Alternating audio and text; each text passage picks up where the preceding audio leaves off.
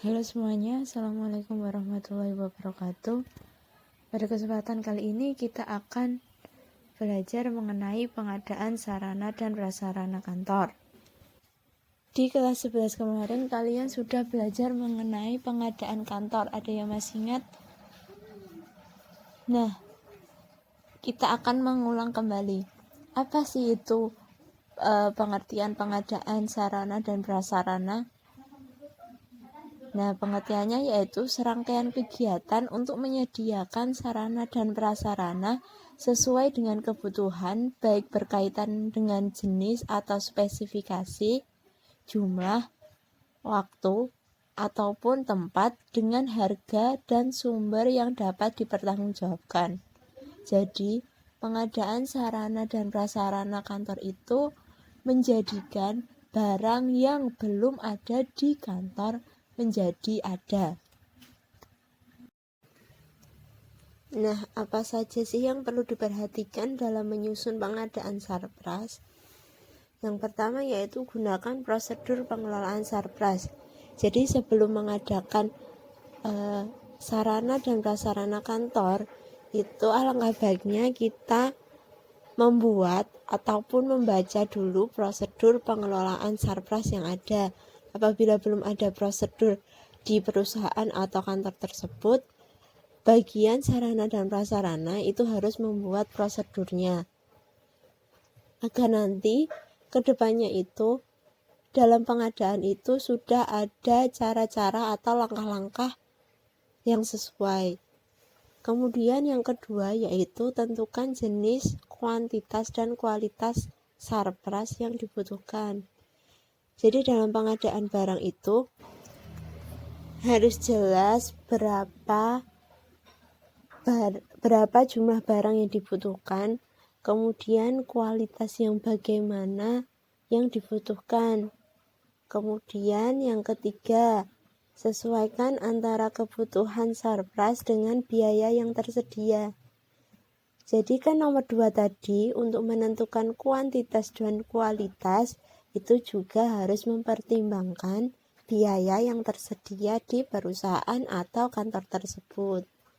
Kemudian yang keempat, sediakan dan gunakan sarpras dalam kegiatan operasional. Jadi dalam pengadaan sarpras itu sebisa mungkin lebih mementingkan atau memprioritaskan barang-barang operasional dalam perusahaan tersebut. Contohnya ATK. Nah, ATK itu kan biasanya setiap hari digunakan untuk operasional dalam kantor tersebut. Nah, itu harus lebih diprioritaskan.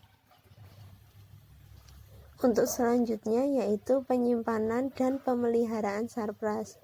Jadi dalam pengadaan sarana dan prasarana itu juga harus diperhatikan juga penyimpanan dan pemeliharaan sarprasnya nanti bagaimana.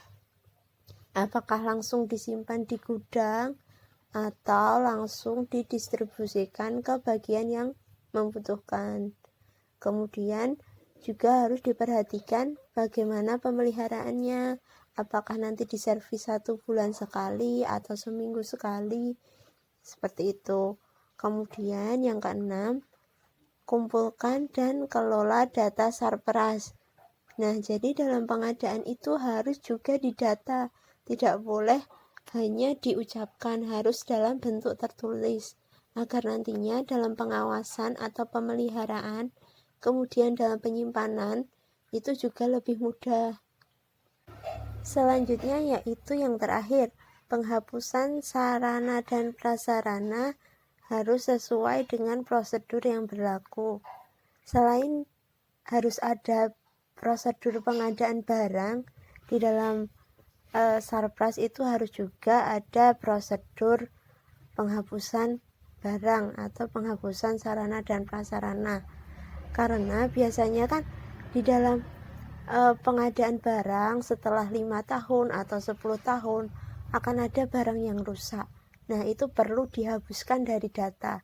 Tapi bukan berarti harus langsung dihapus dari data, itu tidak boleh. Jadi harus ada prosedur yang baik dalam penghapusan sarana dan prasarana. Selanjutnya yaitu asas pengadaan sarana dan prasarana. Selain hal-hal yang perlu diperhatikan dalam pengadaan sarana dan prasarana, ada juga asas pengadaan sarana dan prasarana, yaitu ada 7 asas. Yang pertama, efisien. Apa sih efisien itu? Jadi asas ini itu menggunakan daya, tenaga, waktu, dan pikiran secara maksimal untuk mencapai sasaran yang telah ditetapkan. Yang kedua yaitu efektif. Nah, asas ini itu sesuai dengan kebutuhan yang telah ditetapkan dan dapat memberi manfaat yang sebesar-besarnya untuk pihak yang terkait. Selanjutnya yaitu transparan. Jadi, dalam pengadaan barang itu harus terbuka bagi penyedia barangnya sendiri dan juga bagi masyarakat. Contohnya, yaitu selalu melaporkan hasil rapat tentang pengadaan barang dan juga harus melaporkan kondisi keuangan kepada seluruh anggota yang ada di kantor tersebut supaya tadi bersifat terbuka, tidak ada yang ditutup-tutupi. Selanjutnya yaitu bertanggung jawab. Jadi dalam pengadaan barang itu juga harus sesuai dengan ketentuan yang berlaku di dalam pengadaan. Jadi bisa dipertanggungjawabkan. Kemudian asas kehati-hatian. Jadi asas ini itu harus senantiasa memperhatikan informasi, tindakan, atau bentuk apapun sebagai langkah antisipasi. Jadi harus ada kehati-hatian antisipasi atas atau kerugian material kayak gitu. Kemudian asas kemandirian. Jadi dalam pengadaan barang itu harus dikelola dengan profesional tanpa adanya kepentingan atau mempengaruhi tekanan dari pihak manapun. Yang terakhir yaitu integritas. Artinya setiap pihak pelaksana pengadaan barang harus memiliki sikap jujur dan komitmen penuh untuk memenuhi etika pengadaan. Selanjutnya metode pengadaan sarana dan prasarana. Dalam metode ini ada 5 metode dalam pengadaan sarana dan prasarana. Salah satunya yaitu dengan metode pembelian. Jadi pengadaan dapat dilakukan dengan cara membeli sesuai barang yang dibutuhkan. Yang kedua yaitu dengan cara menerima hibah atau hadiah. Jadi cara pemenuhan kebutuhan sarana dan prasarana dengan jalan menerima pemberian sukarela dari pihak lain atau hadiah tadi. Yang ketiga yaitu dengan cara menyewa. Jadi cara pemenuhan kebutuhan sarana dan prasarana dengan jalan memanfaatkan sementara barang milik pihak lain. Karena sifatnya menyewa jadi hanya sementara. Kemudian yang keempat yaitu dengan cara perbaikan. Jadi pemenuhan kebutuhan sarpras yang telah mengalami kerusakan itu dengan cara diperbaiki terlebih dahulu. Selanjutnya yang terakhir dengan cara menukar. Jadi cara pengadaan itu dengan cara menukarkan barang yang dimiliki kantor dengan barang yang dimiliki oleh pihak lain. Jadi saling bertukar barang yang dibutuhkan.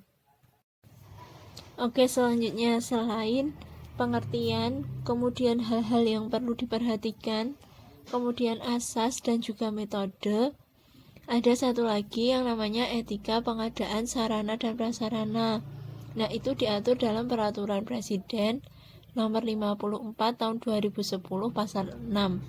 Jadi, terdapat beberapa etika pengadaan yang harus dipatuhi oleh pihak yang terlibat dalam pengadaan barang. Yaitu yang pertama, melaksanakan tugas secara tertib, dan memiliki rasa tanggung jawab untuk mencapai sasaran, kelancaran, ketetapan, tercapainya tujuan pengadaan barang.